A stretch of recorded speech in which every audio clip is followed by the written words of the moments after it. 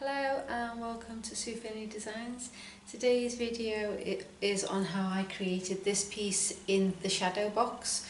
I already had the box and frame in stock from previous projects, so it's been sat here for quite a while and I thought, what am I going to do with this? So I decided to just put resin in it and have a play, and this is what I've come up with. So I'm just going to go behind the camera and bring you in a little bit closer so you can see what's going on with this piece before we move into the video. So just bear with me one sec.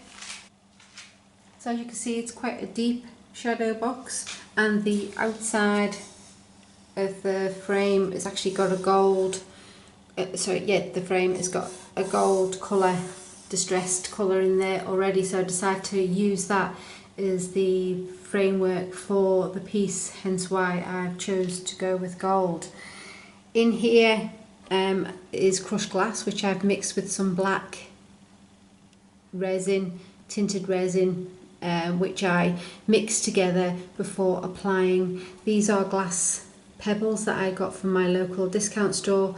We've got some oblong ones, some round ones, and also in between we've got some of the acrylic diamond gems, which I will put a link for in the description. And we've also got some misshapen acrylic gems as well as some more crushed glass, some glitter resin, and then this stuff here is molten gold from Resin. And this gold is absolutely gorgeous. It creates some fantastic results. Can you see the shine on the gold here as I move down?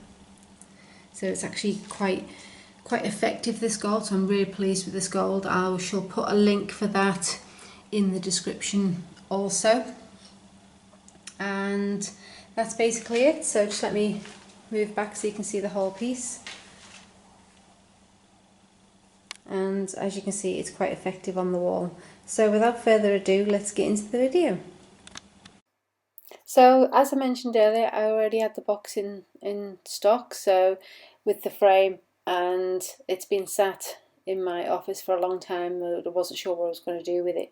So what I've done is I've just taped the outer edge of the frame so that I could then spray paint the inside gold, because we're going to have a gold theme. I wanted the base to be gold, and then just poured a little bit of clear resin in the shape that I wanted to use. Now, as this is quite a precise pouring piece, you don't want to pour too much resin in one go. So I've just poured up my first batch, which is roughly 400 mils of resin. Because we're playing around, we're placing stones and things in there, we don't want the resin that's sitting in the cup to cure too quickly, so I'm actually mixing this in batches so that I have a longer working time with this, because as you can see, each piece is being placed by hand. Now these are just oblong glass pebbles that I got from a local discount shop, and no doubt you can get them online. I'll have a look to see if they're available on Amazon, and I will place a link for those in the description. So as well as the oblong ones, I also use some round ones, just to fill in gaps and give it a little bit more interest. And then in a minute you'll also see me adding some of the acrylic diamonds that I have in stock. These will be used to fill in other spaces and just give a little bit more sparkle and allow light to bounce around the room, because they're obviously facing different directions and everything like that, so they're quite effective, so they'll be added also. Next, I've poured some black crushed glass from IKEA into a plastic cup, and I'm just going to add a little bit of the clear resin to that black glass, and I'm just literally just mixing that all up so that it binds together and the glass is not just sitting flat on the board, because you want a little bit of texture, but I also want to create a barrier from when I pour the gold. So by doing this way, we're actually creating a nice barrier so that the gold won't seep too much into the glass pebbles. So just using a spoon, I'm just going to spoon that on, and I'll just mix it in small batches. Again, I'm not pouring too much, mixing too much resin, because this takes a little bit of time to do, so this allows you some time to add this without worrying about your resin curing too quickly. Now you can obviously just spoon some of the glass directly onto the resin. Now this will give you a flatter look if you're not wanting it to be so raised, so there's other options that you can do there, so you can just pour that straight on, and you'll see me doing that with the clear glass, crushed glass, later on in the video.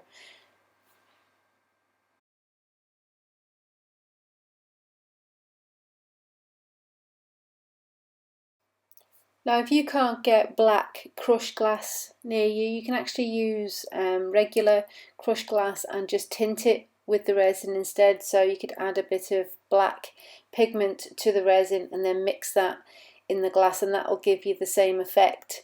So don't worry if you can't get black crushed glass. Also, you can also do this with the acrylic gems, which I've done in previous videos, so you can mix this in and get a bit of height and depth with that as well. So there's a number of different things that you can do with this, so don't worry if you can't get the black crushed glass local to you.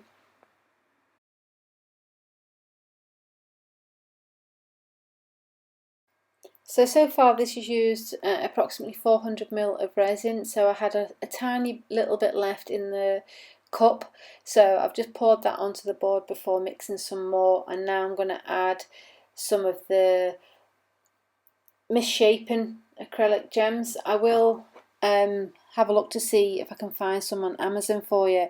I do have a few packs of these on my website, which I will link to, but there's not many packs on there at the moment, and I've just done them into small packs because they actually can be quite weighty, even though they're not weighty, but when you put them in a pack they are.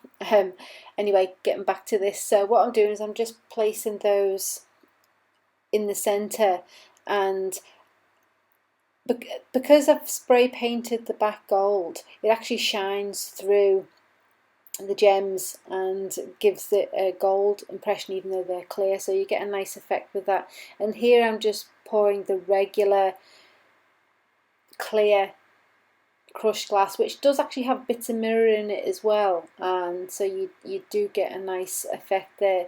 But like I said, so here I'm just pouring it on, I'm not mixing it with the resin, I'm just pressing it down with the spoon just to make sure that that's completely stuck in the resin, and just drizzling what little bit left of the first batch of resin I have on top, just to make sure that they're fully coated and they're not going to come off.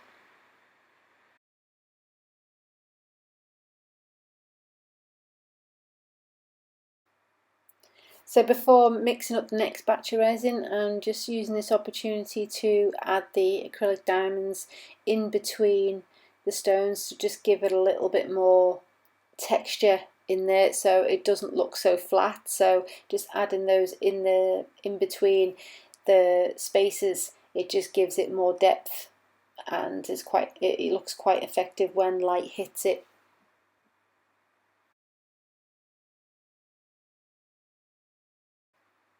So now I've mixed up another batch of resin, again 400 ml of resin, only this time I've split it into 3 cups and coloured them. So the first colour I'm using here is from A1 Pigments. This is a very highly sparkly pigment.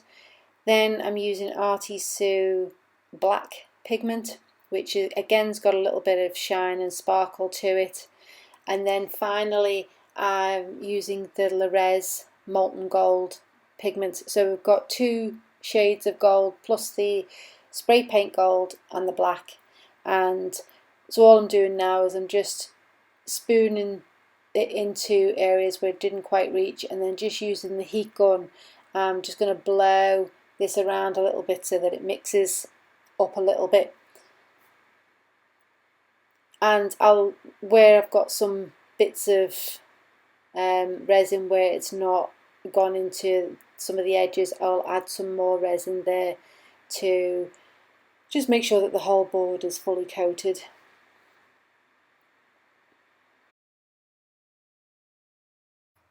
Now I felt I hadn't quite mixed up quite enough resin, so I've mixed up another 200ml a batch of resin. Again, I've just tinted it with some of the molten gold, and I already had some of the black left, so what I'm doing now is I'm just adding elements just where I feel that it needs a little bit of a lift.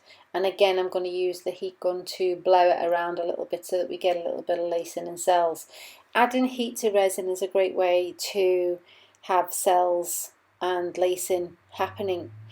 One of the other factors that you need to take into consideration is different densities. So this is why I use different brands of pigments and pastes, because each one has different properties relating to density. That's why in this I've got A1 pigments, Artisu pigments and the Res pigments, because them working with different densities you get different effects happening. So you don't necessarily need to use any additives or any silicone or anything like that to achieve cells. You can actually do this with heat using different pigments. So you just need to experiment and see what gives you the best results.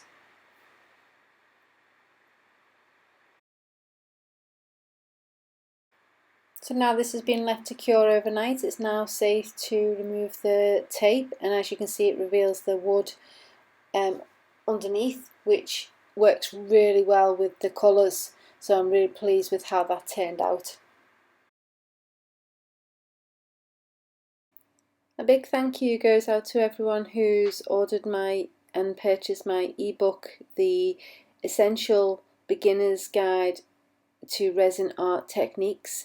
The link for the book is in the description, so thank you to everyone who's purchased that book, because the sale of that book helps fund these videos, so for that I'm eternally grateful. Also, if you like this video and would like to see more resin ideas, then please subscribe to my channel, or better still, go and browse my other videos. I have plenty of ideas to keep you inspired. So until next time, bye for now.